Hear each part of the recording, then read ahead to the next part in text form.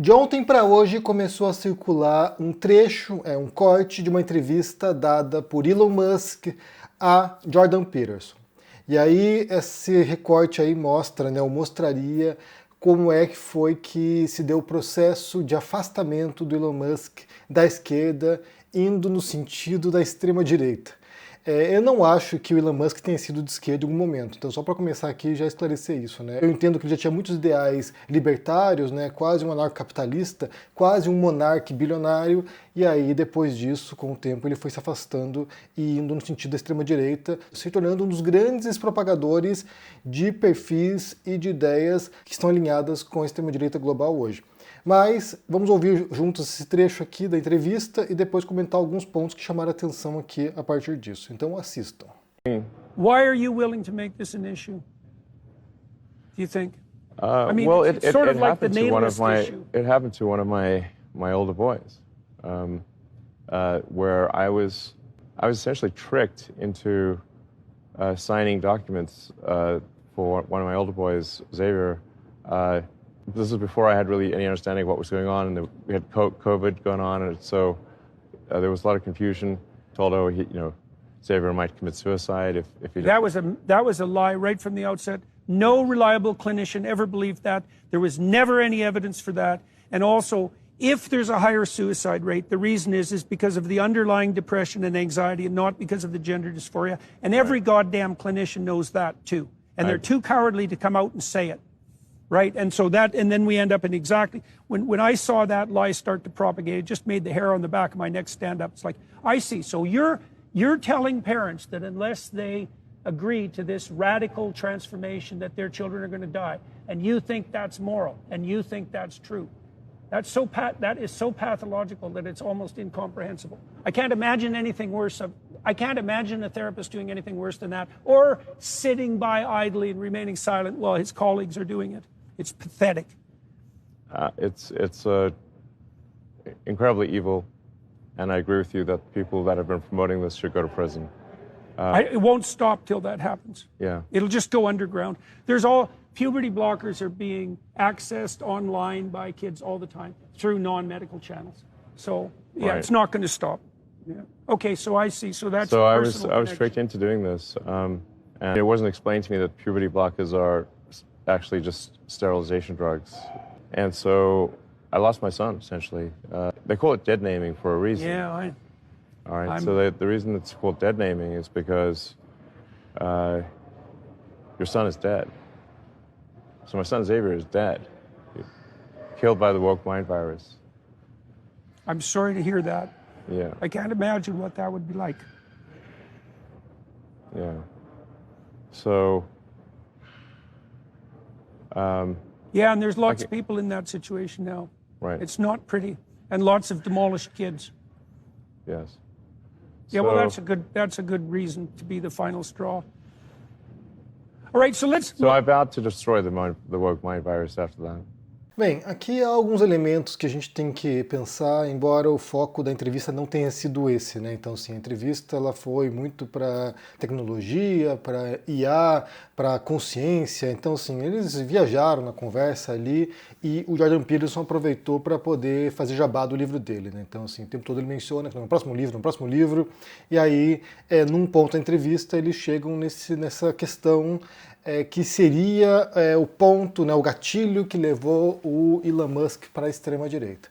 Então ele fala ali sobre o caso do filho dele. Eu não sei detalhes sobre esse caso, não acompanho a carreira do Elon Musk, não sei sobre a vida pessoal dele, mas ele conta ali que ele teve um filho que fez a reassignação de sexo, que fez a transição, que seria trans, e aí ele conta como ele se sentiu enganado, que médicos, psiquiatras falaram coisas para ele, e depois ele descobre que não era verdade e que nesse processo ele perdeu o filho dele, e aí ele prometeu que ele ia destruir o vírus woke. Quando se fala de woke, se fala de uma subcultura ou de um segmento de uma esquerda identitária que trabalha a partir, em grande parte, da teoria queer, né? Eu não sou especialista em teoria queer aqui, mas conheço muita gente que atuou nesse campo, inclusive pessoas que se dedicaram a isso, né? Fizeram mestrado nesse campo e depois perceberam ali muitas limitações nessa teoria. É uma teoria dominante na questão de gênero, é uma teoria que se torna dominante em questões sexuais, embora tenha muitos pontos cegos e muitos pontos a ser criticado, né? Só para mencionar aqui alguns casos, né? Teve um caso recente aqui de alguns professores, vou pôr para vocês o link aqui do BuzzFeed, a manchete é: o que críticos dizem sobre a nova pegadinha nos estudos de gênero, que foi o caso de 3 professores universitários, que eram o James Lindsay, a Helen Pluckrose e o Peter Boghossian, que tentaram fazer uma pegadinha para demonstrar como as publicações, os periódicos de estudos de gênero, eles eram altamente suscetíveis ao erro, né? A aceitar artigos fraudulentos como se fossem autênticos. E aí eles começaram a publicar uma série de textos, né? Uma série de estudos totalmente fake, com conclusões fake, com dados fake, com autores fake, e mandaram para vários periódicos, alguns bastante reputados, nos estudos de gênero, e esses artigos foram publicados. Tem alguns exemplos aqui do que eles conseguiram publicar, né?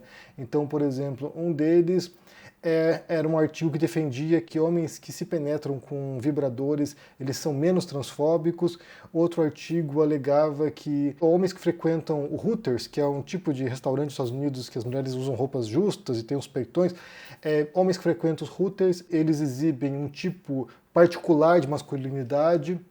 E aí também teve um artigo que foi o que viralizou na época e que passou a expor o projeto que eles estavam elaborando, que é um que foi publicado sobre a cultura de estupro em parques de cachorro, que os cachorros demonstravam comportamentos tóxicos com outros cachorros, né? Então, assim, isso aqui são alguns exemplos do que eles fizeram, e aí eles conseguiram trollar vários periódicos, alguns bastante reputados, e aí isso demonstraria como esses estudos, eles não são tão criteriosos assim, ou pelo menos esses periódicos não têm tantos critérios assim para poder selecionar o que vai ser publicado ou não, e daria margem para a publicação de ideias esdrúxulas sem nenhum tipo de comprovação, sem nenhum tipo de rigor científico. Não é a primeira vez que fazem isso, né? Há alguns casos de trolladas em relação a publicações acadêmicas ou científicas.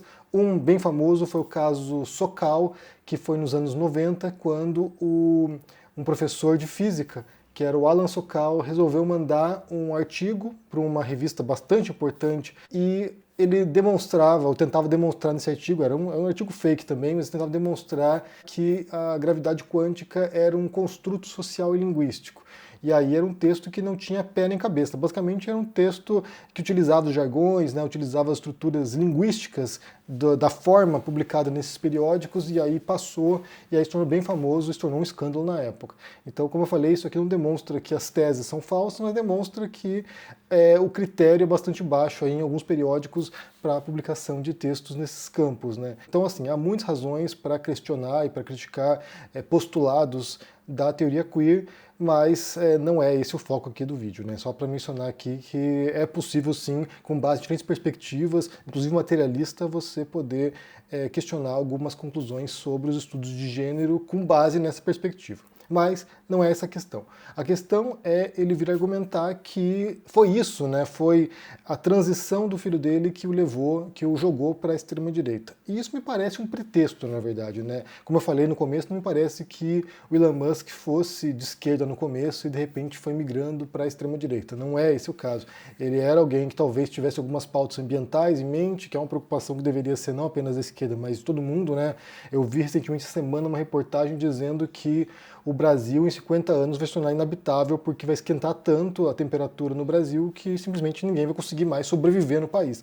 Então, assim, é uma preocupação que deveria ser de todos nós, de esquerda, de direita, de centro, de, sei lá, pessoas que não gostam de política, porque de fato vai mudar completamente a vida na Terra.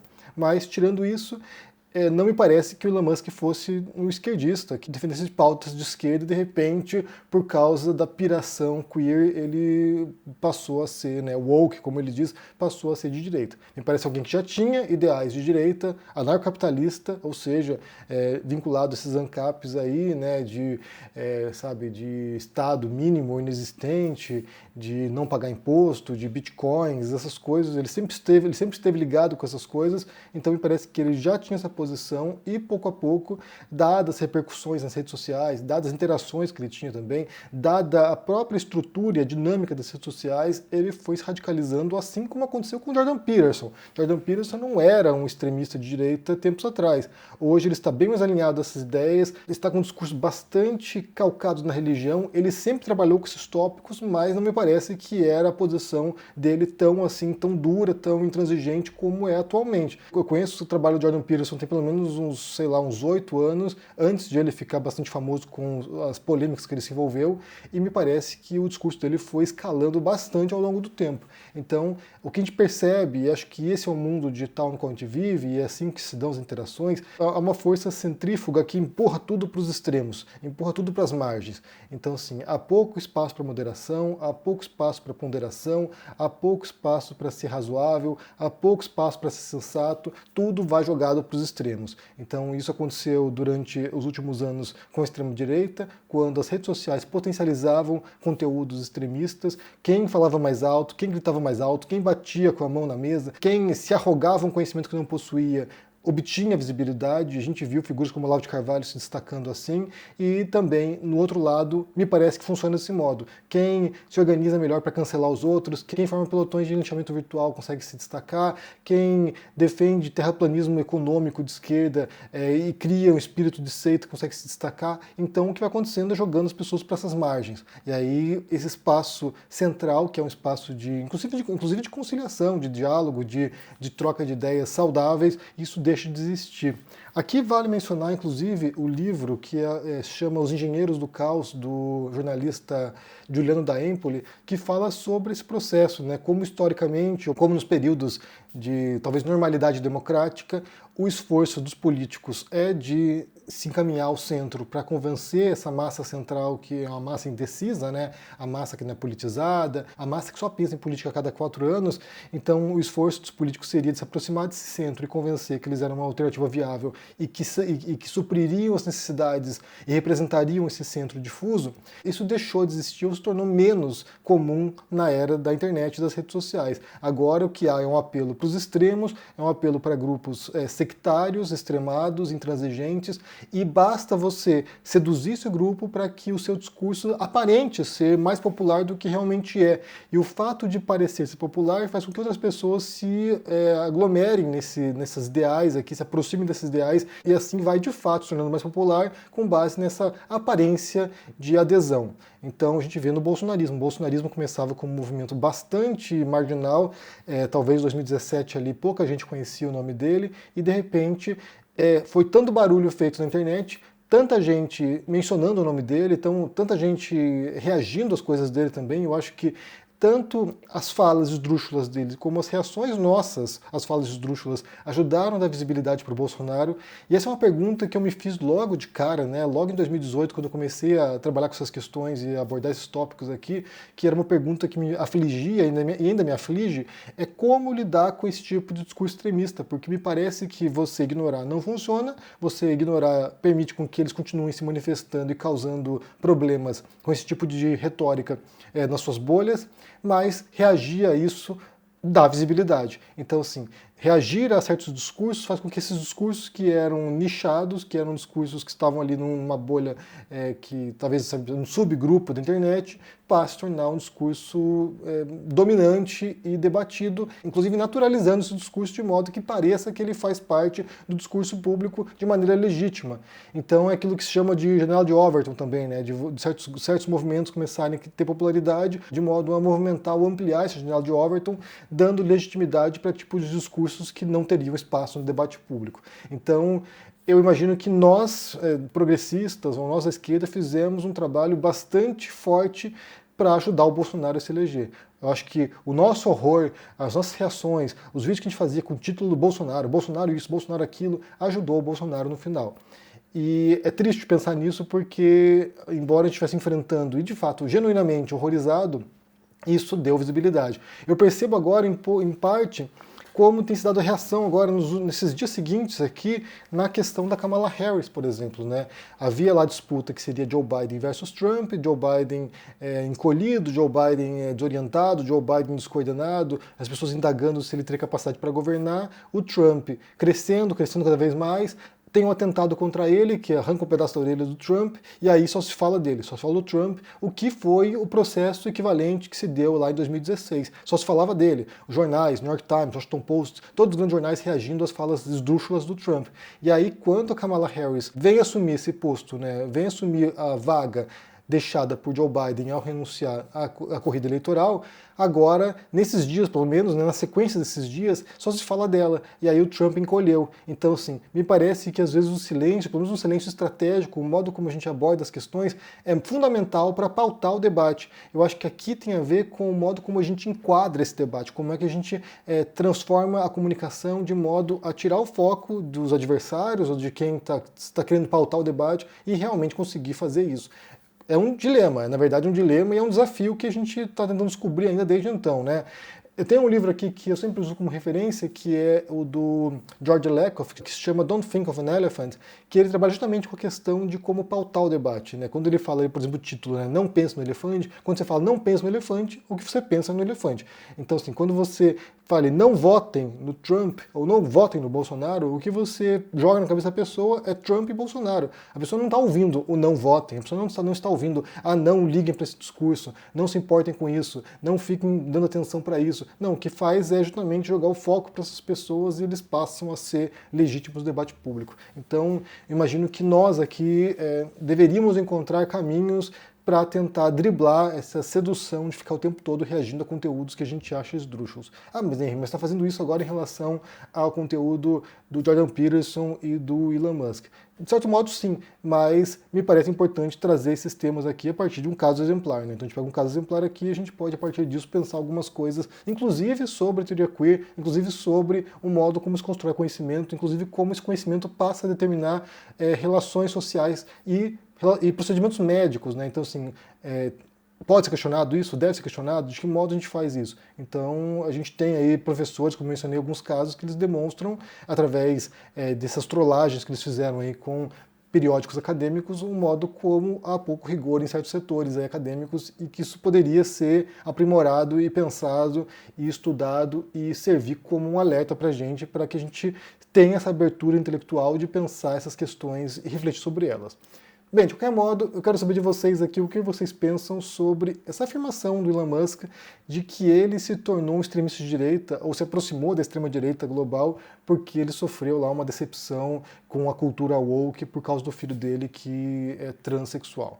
Então, assim, isso é uma justificativa plausível para você? Parece que faz sentido? Para mim não faz sentido. Para mim isso aqui é uma desculpa que ele está dando. Ele está tentando racionalizar o que aconteceu com ele, mas me parece que é um processo dessa era digital, que é, como eu falei, de jogar todo mundo para os extremos. Então, assim, você não tem espaço para moderação, não há espaço para prudência, sensatez, é tudo jogando para os cantos e para discursos cada vez mais extremados, porque é isso que engaja. A gente tem que pensar que a internet e as redes sociais, elas trabalham com sentimentos muito primitivos nossos, né? Que é o medo, que é a raiva, que é o horror. Então, assim, são notícias que nos capturam e que nos deixam putos. E esse tipo de notícias faz com que a gente vá ficando cada vez mais intransigentes e radicalizados. Bem, me diga o que vocês pensam aqui no comentário, deixa o joinha, se inscreva no canal aqui, ativando o sininho, isso é muito importante para ajudar aqui no engajamento, se torne um membro para dar uma força e se cuide por aí. Um forte abraço e até mais. Tchau! Olá, meus queridos amigos e amigas do canal do Henry Bugalho. Eu sou o Eduardo Moreira e queria fazer um convite especialíssimo para vocês. No dia 28 de julho, às 8 horas da noite, é um domingo, eu vou dar uma aula, que é a aula inaugural do nosso programa de formação em negócios e empreendedorismo, chamado Empreendedor Mestre. É a segunda turma que a gente abre para esse programa de formação. A primeira foi no começo do ano e simplesmente quase 4.000 pessoas se inscreveram e estão absolutamente simplesmente encantadas com o programa mais completo, com os melhores professores e professoras desses temas de compliance, gestão de recursos humanos, finanças corporativas, marketing tradicional, marketing digital, contabilidade e mais um monte de coisa que está literalmente transformando a vida dessas pessoas e das empresas dessas pessoas. Nessa primeira aula, eu ensino todos os conceitos que a gente usa aqui no ICL. O que a gente fez para construir o maior portal de informação e de cursos do Brasil em 2 anos. Vocês vão descobrir nessa aula do dia 28. Se inscreve aqui gratuitamente, assiste a aula e chama todos os seus amigos e amigas para participar também. Vocês vão ficar encantados e vão poder começar a usar no dia seguinte tudo que eu vou ensinar. Dia 28 de julho a gente está junto.